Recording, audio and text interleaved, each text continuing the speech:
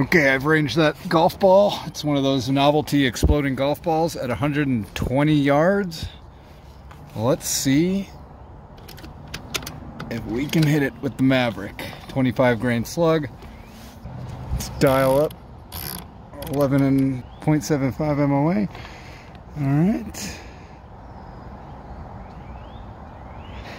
A little bit of left. Wind going towards the left, I think.